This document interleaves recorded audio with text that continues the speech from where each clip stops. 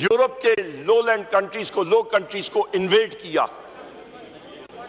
उस वक्त चेम्बरलिन था प्राइम मिनिस्टर बर्तानिया का, और उसने उससे पहले हिटलर को अपीज करने के लिए जब वो पोलैंड गया, बर्तानिया चुप। जिस वक्त वो नॉर्वे में उसने इन्वेजन की और बरतानवी फौजी वहां पे गए और फिर उनको सरेंडर करना पड़ा, बर्तानिया चुप। जब लो कंट्रीज की इन्वेजन हुई बर्तानिया में और वेस्टर्न वर्ल्ड की आंखें खुली कि एक शख्स जिसने खून की होली खेलनी थी, जिसका नाम हिटलर था, उसका अभी रास्ता रोकना जरूरी है, और वो कोई कमजोर आदमी नहीं रोक सकता था।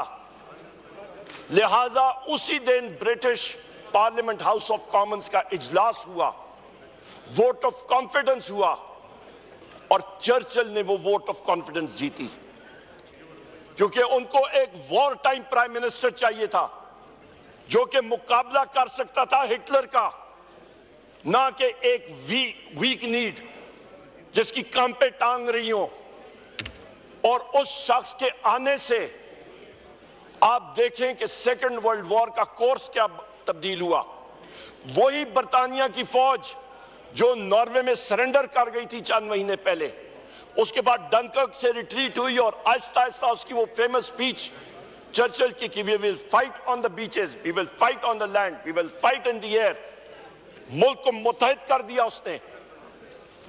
आज भी जनाब स्पीकर, इस कौम को जरूरत है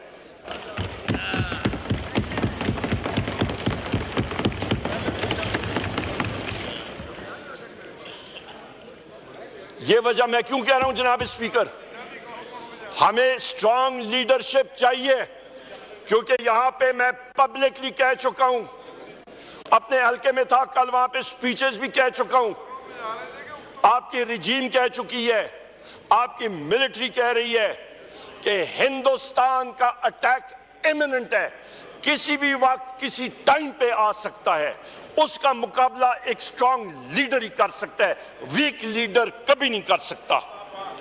और हिंदुस्तान क्या करेगा, ये एस्केलेशन, और उस पर भी आपकी स्पीच में अपने आप को मैं आपको बताऊंगा। हिंदुस्तान ये attack, imminent attack air launch stand off weapons के जरिए करेगा, अपना ब्राह्मोस सुपरसोनिक क्रूज मिसाइल के जरिए करेगा। पिछले साल जो एक ब्राह्मोस सुपरसोनिक क्रूज मिसाइल आके पाकिस्तान में क्रैश हुआ था, जनाब स्पीकर, ये कोई शब बारात की सुरसुरी नहीं होती कि आदमी पॉइंट करे और वो उड़ जाए, उसके मुख्तलिफ चेक्स एंड बैलेंसेस होते हैं।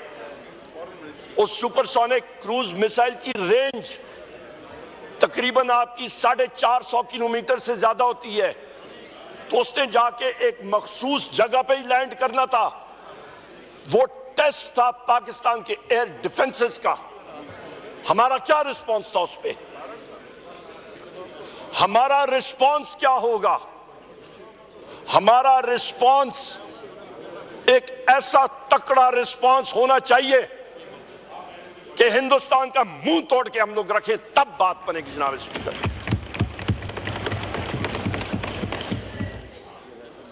जनाब स्पीकर, यहां पे पाकिस्तान में न्यूक्लियर ट्रिगर्स क्या हैं जिसकी वजह से न्यूक्लियर जंग छिड़ सकती है?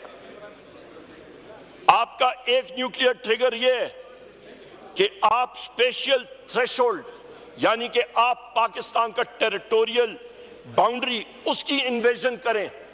हिंदुस्तान तो खड़ा है। आपका कोल्ड स्टार्ट स्ट्रेटेजी और ऑपरेशन ब्लास्ट एक्ट जो 1986-87 में 86-87 में जनरल सुंदर जी के टाइम पे शुरू हुआ था, उसके बारे में भी बात कर रहा हूं। उनके मेन बैटल टैंक्स तो उस जगह पे इंटरनेशनल बाउंड्री पे उसके करीब खड़े हैं। और एरियाज कौन कौन से हैं? आपका सामने आ जाता है जनाब जम्मू का इलाका, आपका आ जाता है सियालकोट, और आपका आ जाता है छाम का इलाका, लाहौर, कसूर। आप नीचे चले जाए रन ऑफ कच एरियाज, यहां पे वो टेरिटरीज हैं जहां पे इनके मेन इंकर्जन आ सकती है। टैंक अटैक्स आ सकते हैं। इसके साथ साथ आपका दूसरा न्यूक्लियर ट्रिगर क्या है जनाब स्पीकर, कि आपकी मिलिट्री थ्रेशोल्ड की डिस्ट्रक्शन, खुदा न खास्ता कि पाकिस्तान की अफवाज को इतना डिग्रेड कर दें कि वो रन ओवर हो जाए।